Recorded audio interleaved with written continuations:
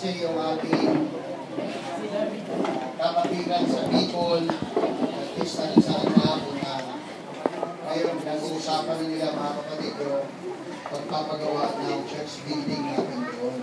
So, pinapabot ko sa inyo, dahil sabi ko nga, kung ngayon ang ating tulong-tulong mga kapatid, kahit sabihin natin bagya lang yun, pero ang 100 kung kulang ng piso, 99 lang yun. Diba?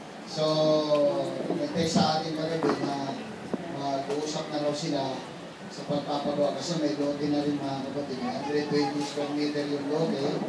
So, tama-tama, matapos siguro yan pag pupunta na tayo doon mga kapatid sa Mayo. So, salamat sa Panginoon sa ating mga tulong-tulong mga kapatid. At patuloy lang tayo. Hallelujah. Maging sa discipleship natin, patuloy lang tayo. Dahil dito tayo mga kapatid, magkakaroon ng mga gawa talaga. So, natutuwa nga ako dito sa mga kabataan ko kasi sila yung matanong. Marami silang tanong sa buhay. Marami silang tanong at nakakatuwa dahil sa kanilang murang isipan, gusto talaga nilang matuto. Amen. Hallelujah. Kaya nagpapatuloy ang discipleship mga kapatid. So, gusto niyong dumalo mga tatay at mga nanay, punta lang kayo dito. Tama yun kasi may mga aral tayo mga kapatid na hindi naman talaga totally pinapahir dito pagka-aral ng mundo. Sa discipleship ko lang yun mga kapatid. Kaya yung naglalayon, yun lang yung mga kaalam mga kapatid. Marami kasi, tanong nyo sila. Tanongin yung mga kabataan. Marami nang alam. Yes. Kaya, ulihin ang Panginoon. So, yun, patuloy ang mga gawain ng Panginoon mga kapatid. At alam ko na masagaan ang biyaya ng Panginoon ngayon sa mga kaluluwang kanyang tinatawag ngayon mga kapatid sa iglesia. Magandang mangyari dahil yung ating national evangelism mga kapatid, talagang meron na tayong bagong napuksan uli na gawain at i-follow up na lang sa Tawid Bill. Tawid Bill yung pinatayin ng kahapon. So maraming tao, klase-klase mga kapatid, at alam ko yun yung hinahanap ng ating mahal na Panginoon. So purihin ang Panginoon mga kapatid. Kaya patuloy lang tayo na magkaisa sa magandang layunin na ito at naniniwala ako mga kapatid, maganda ang kahantungan ng bawat mga gagawin natin sa harapan ng Panginoon. Amen. Amen ba mga kapatid? Amen. Hallelujah. Palakpakan natin ang Panginoon. Hallelujah. So muli ko rin i-announce mga kapatid, especially sa mga young people ngayon, na in-announce ko rin ito kanina sa Bulacan dahil meron nga nangyari sa Bulacan. Although hindi pa naman siya membro ng church, pero yung kanyang kapatid naging membro na, kaya lang nabiktima siya mga kapatid sa Maynila. Nagtrabaho itong batang ito, 18 anyos. Nagtrabaho siya, naghanap buhay para meron pang New Year na mula December 25, hindi na umuwi sa bahay at nagtrabaho siya 24 hours, walang tulog-tulog dahil gusto niya magkaroon lang ng salo-salo sa pamilya niya. 18 years old, lalaki, mga kapatid, si Brother Pino. Kaya lang, noong December 30, kaya nagkakamali mga kapatid, December 31, Indonesia. December 30, nung umaga ng December 30, mayroong pumasok na sugo ng demonyo. Kasi, nakita siyang puyat, kinausap siya, sabi niya, Tino, kilala niya siya. Parang puyat ka, pagod na pagod ka. So ito, uminom ka ng cobra. Ito, lalagyan natin ng minicol. So, kulay pink, nilagay, minicol. Itong bata, inosente, wala ng bisyo, uminom naman. So, ang nainom pala niya ay ecstasy. So, ngayon, nabalik-balik yung bata. So, nung niresearch ko nga yan nakaraang araw, ang epekto niya is 3 weeks. Tapos, ang delikado lang, pagka nagkaroon ng brain hemorrhage at saka abdominal hemorrhage, delikado mamamatay siya. So, kinausap ko yung magulang, nung pinuntahan ko kasi pinatawag na ako, akala nila demon position. Dahil, naluloko, parang nababaliw, na nasasaulian, tapos mainit yung katawan, naghahanap ng kapareha, naghahanap ng magiging kapareha niya. Ibig sabihin, naghahanap. Pinaingatan nga dahil baka mag-rain, dahil sobrang init ng katawan. Ibang init yun, hindi init sa araw, kundi alam nyo na.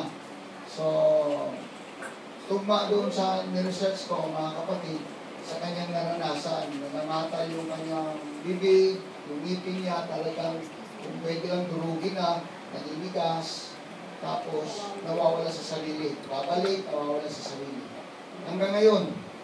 Kaya ang payo ko, dahil na sa doktor, at nung dinala sa doktor, purihin ng Panginoon dahil tinurukan siya ng pampakalma.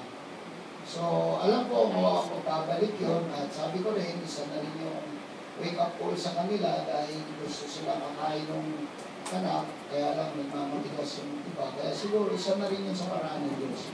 Ang punto ko dito, mag-ingat tayo ngayon mga kabataan sa eskwelahan, sa trabaho, mga inaalok sa atin, kasi ang klase ng ecstasy apat, white, green, blue, at saka pink. At ang ibabaw niyan, parang may bulaklak na nakakukit. Yan yung ipinakita ng isang araw na nahuli sa may hotel ng Canadian Iranian, dalawa, na mayroong cocaine, shabu, at mga ecstasy.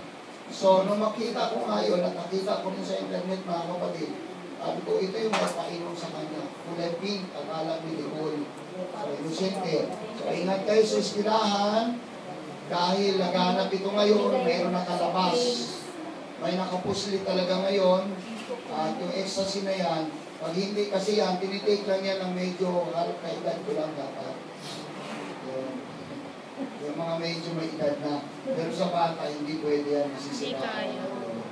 At kung magkamali pa, mamamatay ka. Kaya ingat kayo sa mga inaalok ninyo, mga nanay, bigyan nyo na lang sila ng pambaon para pumili ng sarili ng pagkain.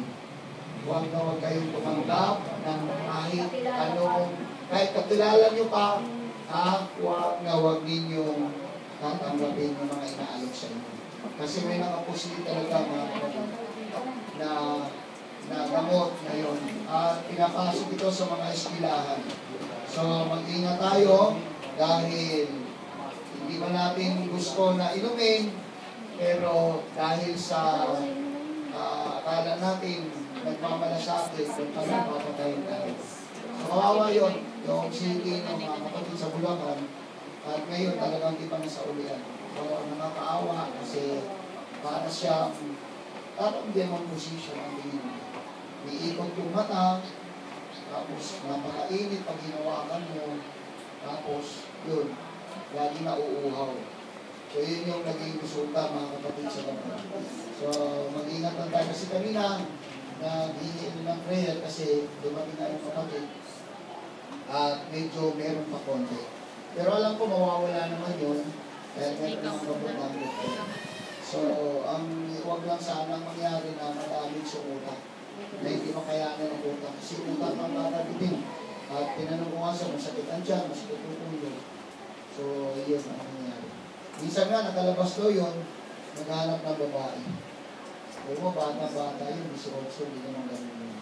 Kasi kapit-bahay lang namin. Trabaho lang yun siya. Pero mo, nakalang ko yung trabaho para makapagsalo-salo ng New Year, yung pang-ginawa ng demonyo. So, the thief coming back for to steal and destroy lives. So, ingat tayo. Amen? Amen. Hallelujah. So, sa hapong ito, yan ang ating announcement, mga kapatid. Mag-ingat tayo sa ating lahat, sa mga kaibigan, kasi marami talaga ngayon ang mga taong loko na kumakain ng damulo. Kaya naluloko.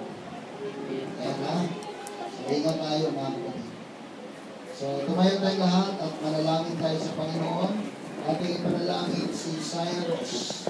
Anak ni Sister Myla, siya rin po, ay, apo pala. Apo? Ayun, dito pala. Nalabo yung matatong apo. Si Cyrus, apo ni Sister Myla, panalangin natin na ako sa tuhod ni Sister Lima. Ayun, ako sa tuhod. Praise the Lord.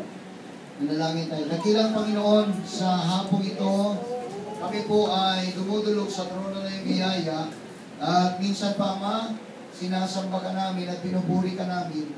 O Diyos, narito, Panginoon, ang apo ni Sister Myla, Panginoon. Aming dalangin sa iyo, ang iyong mapagpalang kamay.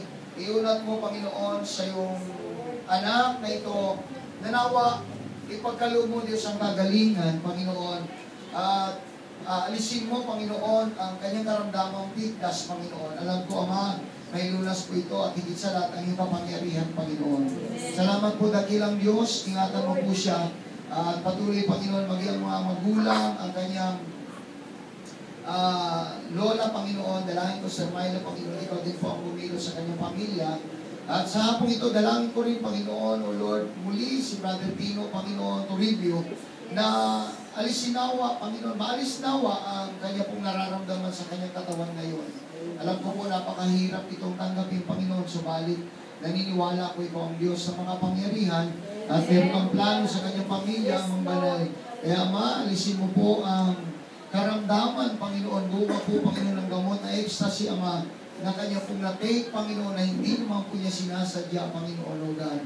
Nililang lang siya ng kaaway, Panginoon. Kaya, O Diyos, Lord, sa oras na ito, sa pangalan mo dakila, pagalingin mo, Panginoon, si Brother Tino, si Cyrus, Panginoon, yes, at sa lahat ng mga anak ko na may karamdaman ngayon, in the name of Jesus, hallelujah.